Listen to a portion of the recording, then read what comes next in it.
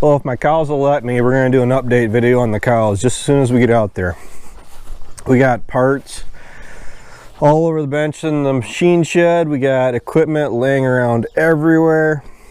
The 82 is kind of dirty and dusty, but I actually took it down. Ryan and I went down to the valley. I had a bunch of ruts that we made when we were taking off first crop about a month ago. And because it's bottom ground and because it doesn't drain that well, and there's not much I can really do about that. The roadway, it actually has two low areas on either side of it. And because we've had an abundance of rain, it retains water, I guess is a simple way of putting it. And to the point where we had the 3 inches of rain on all of my hay that was laying down there. I lost enough money by not being able to make 3/4 of the bottom. That is what it is. I'm not complaining about that, but we made ruts when Dad and Ryan were hauling out the two bales at a time. Here's something I did that I don't think we've covered. You guys are probably kind of interested in this. It has something to do with cows. Well, making hay has to do with cattle, but we got two bale movers now, again, like we used to. This was the original, and this was the one that I had made. I told them I took that one up. That's one my grandpa had, but I took it up to the same people that made that one, and I told them, make me that one, word for word. The only thing they did different, which they asked if it was okay to do, was instead of these adjustments that we have on our old one, you know, we can actually loosen these bolts and move it up and down. They asked if they could just weld it to the same height as the other one, and that's fine. I'm okay with that. But the thing is, with the bottom, it's come to my attention where it may be a thing where I have to be able to move bales just with the tractors. We can't get down there with the trailers or the Bobcat, because we went through that with the Bobcat, we would have gotten stuck hands down. I got stuck with that thing when I was using it the other night. So it's gonna be nice having bale movers like this. Why do I like these over the tine one, which is what Dad was using, which prompted me on having this one made? The problem is that single tine mover that we had in the back of the 4020, it only picks up, like, it sticks into the middle of the bale, but then you don't get very much clearance. And then when you're driving through ruts, you're dragging the hay through the mud. I didn't like that. So it didn't cost me a lot, but it was worth it. It has its purposes. Plus I can feed in the winter with those so much easier than that single tined hitch. Because it is a hitch too. I had to modify it so I could pull the trailers with it. I don't like it.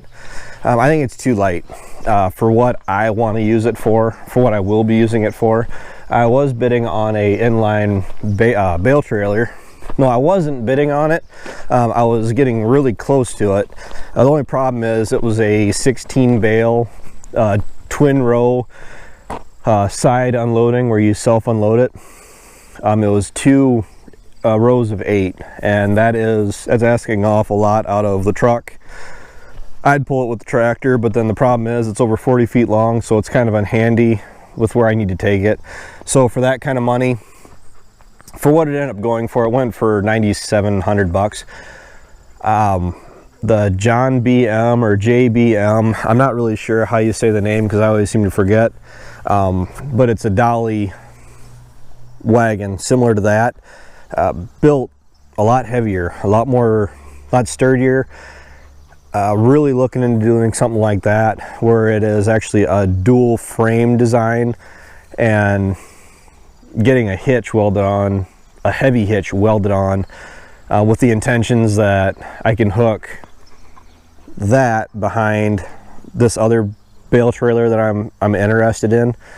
The only thing is, the reason I'm looking at it, it's similar. It's, you know, the dolly wheeled and all that, but it's got the truck tires, the used super singles on them. Plus it can carry 8 bales on the bottom as opposed to 6 bales on that one. So it's 4 rows on each, or 4 bales on each side, and then you can stack 3 on top, and you can get what, anywhere from 9 to 11 bales, depends on how heavy your bales are, is what they prefer. But then I could actually hook that one up behind it, and I'd only pull 6 bales. I wouldn't double them up with that, and that would definitely increase my capacity. Plus, it's a lot more versatile. These bales are what I'm currently feeding my cows. I put my bale feeder out there. This is the new seeding that I made on shares with a local, and it was new seeding oats, and it's got plenty of grass in it. Not much for weeds. There's some, which it is not the end of the world at all, but we got oats in it, and I fed my first bale of these out today. I wasn't planning on it. I was just going to use them purely for bedding, but you know what, they're here.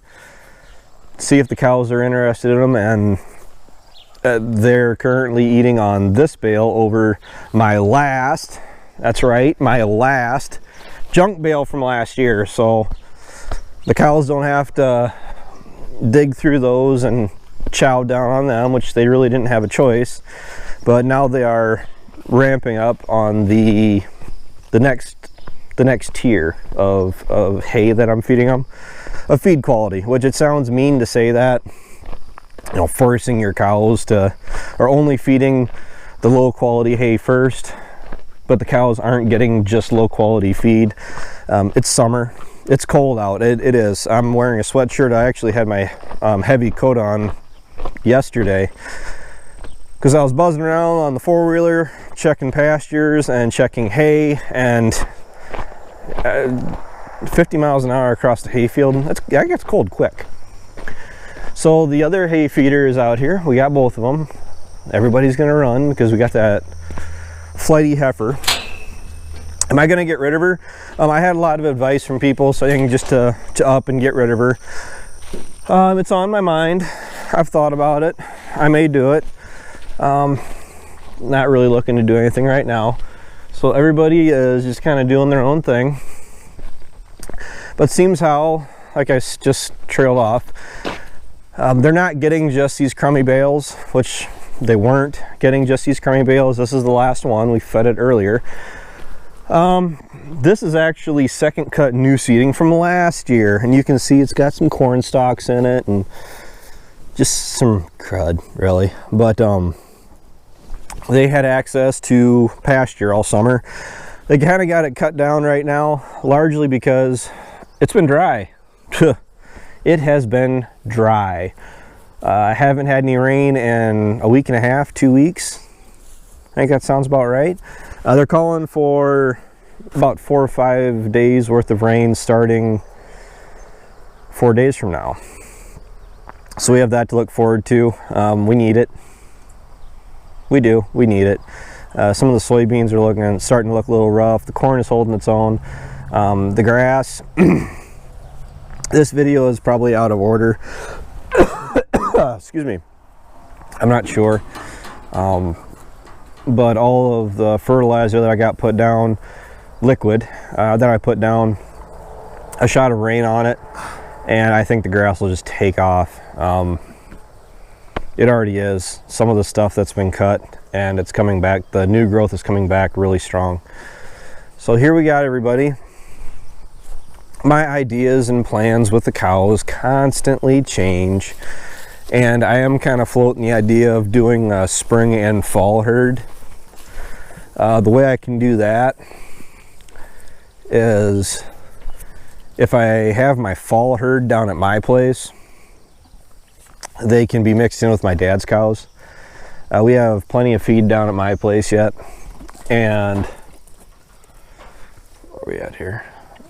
We have plenty of feed down at my place yet, just because there's a lot of pasture down there, and I'm kind of thinking, not like I'm actually implementing it just yet, but you know, trying to come up with different scenarios in my head. And I'm thinking about breeding part of the herd for the spring and then holding the rest over and breeding them for starting to calve in September. And the reason I could do that and get away with that is because my dad calves in the spring. So if I have my fall herd mixed in with my dad's cows, it's pretty cut and dry over whose calves are on the ground, and a lot easier to keep track of. I mean, that's a little bit, might be a little bit more tricky doing fall calving, but like I said, I haven't really worked out all the kinks in the chain yet, but I've made it pretty clear on the channel. More cows, more crop ground, ideally. I haven't really been giving these guys a whole lot of attention here lately, but they're growing. I mean, the blue tags, they're staying, even though we got a tan one. Right now, if it's got 4 legs and a heartbeat and can produce calves, I'm keeping them, and we'll just go from there. All the steers, probably going to sell them first part of the year.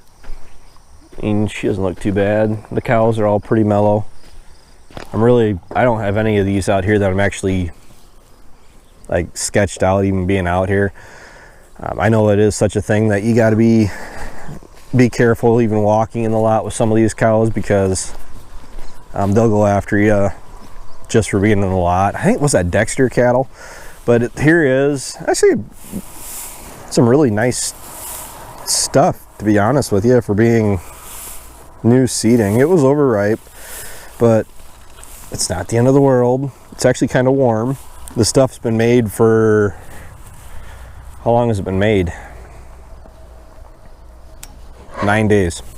So this stuff has been made for 9 days, and deep down in the core, or close to the core, it is lukewarm.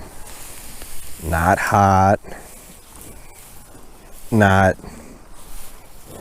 warm or anything like that, but it's lukewarm. It's like if you hold on to something for a long time, and